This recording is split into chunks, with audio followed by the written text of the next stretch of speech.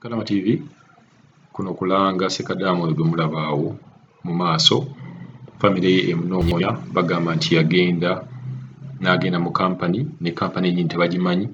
Kino twala okulabula nti omuntu bw'oba ogenda ebweru gezaako okubeera ng'olinako abantu b'otegeeza nsi ki mw'ogenze, tawuni ki mw'ogenze okubeera na muntu kyakututte.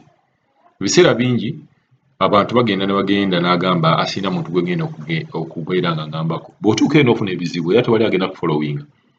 Kuba wennyini oba teweefolowinga ng'ogenda era oba teweefaako ng'ogenda. So mugezangako okubeera nga at least olinako omuntu gw'obuulira okubeera ng'ogenda ebweru. Kuba kati ekyokugenda ebweru si kyekintu ekikyali awo ekyatiisa oba omuntu ky'ogamba nti anja kubeera nga sirina gwe ngamba. Kituuse ekyokulinnya ennyonyi kituuse okubeera nga abantu bangi abatandise okulinnya ennyonyi baba bazirinnya. So gezaako okulaba nga olina omuntu gw'obuulirako nti ogenda kuba kiyamba ggwe nga ggwe omuntu.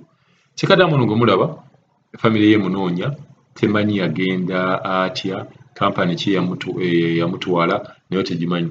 Kati omuntu ng'ono kibeera kizibu nnyo okuggyako ng'ate nga bwe tumutadde wano ne wabeerawo omuntu agamba nze mumanyi omuntu oyo nali mulabyeko wantu bwe wati bwe wati. Ne bakadamu waliwo bakadamu abatayita mu companies ne bagenda n'agamba nti waliwo famire ekugamba nti no gyanu tugendeyo. Tekibeera kibi bw'oba ogenzeeyo kuba waliwo abantu nga yayitira ku munne n'agenda ate n'afuna emirembe. Naye mugezengako okubeera nga mubuulira ku bannammwe wa gye mugenze. Otherwise mujja kubeera nga mufuna obuzibu. Nakati Ssekadamu ono famire ye munoonya tebamanyi wadde kintu kyonna kimukwatako. Ate nga twabaliza puroguramu awo egamba nti abantu basobola okubeera ng'omuntu akutwala naye n'abeera nga ayina ebintu by'agenda okukozesa ng'okuggyamu ensigo. Mwalaba ebbeeyi y'ensigo, twababuulira ebbeeyi y'ensigo kweri, ne tubabuulira omuntu ayinza okugenda n'abeera nga bagenze kuggyamu bibumba, bagenze kuggyamu ebintuntu ng'ebyo. Balina ebintu body organs ze basobola okubeera nga bakuggyako ne babeera nga bazikyusa. Kitegeeza nti bwe babeera nga tewali muntu akufolowinga obeera ojja ddugwamu. Katuwulire mwannyina wa Ssekadamu ono engeri gy'ayagala okuyisaamu ensonga ze. Adama TV nzize wano okusaba buli amenyeko bulaza wange awo waali ng'oba okola naye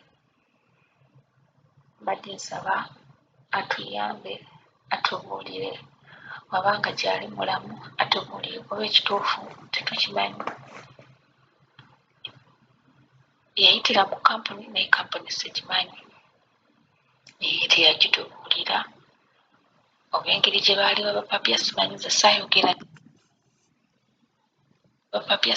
saayogera nnyo naye biwanvu saayogera nnyo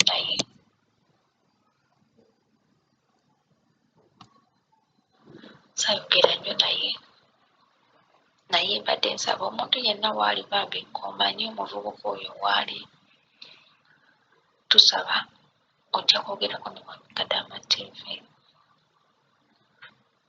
Kaakati ekirala tetumanyi nnyo bekimukwatako, tetumanyi nnyo biki bigenda mu maaso, tetumanyi nnyo kikyakola oba akola mulimu ki tetukimanyi. Nga ffe tetumanyi oludda lw'abantu be tetukimanyi. Naye anaaba amanyi waali tusaba otuyambe otubuulireko. Mwami Kadama TV gyebaleko ssebo, gyebala emirimu. Kaakati Mwami Kadama TV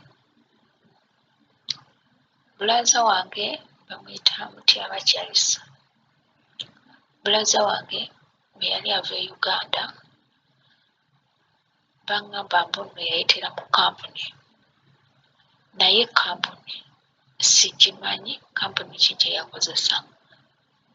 Wabula bwe batyo bwe baŋŋamba sisita wange ali e Uganda. We yali ajja baali baakujja mu Gwakubiri ne babagamba mbu nno kabagende mu January nti nno okulonda kujja bakola ki batattaaganya. Ne bajja mu January ng'ennaku z'omwezi 12 naye okuva olwo lwe yajja tumuwulizangako, amasimu tegaliiko, tetumanyi waali, tetumanyi biki bimufaako, kituufu kyo tetukimanyi kuba tuli mu bweraliikirivu. Omulimu gwakola gwo sigumanyi, siyinza kulimba, sigumanyi. Omulimu gwo gwakola sigumanyi, naye ekizibu tetumanyi bukyangajja kiki kimufaako.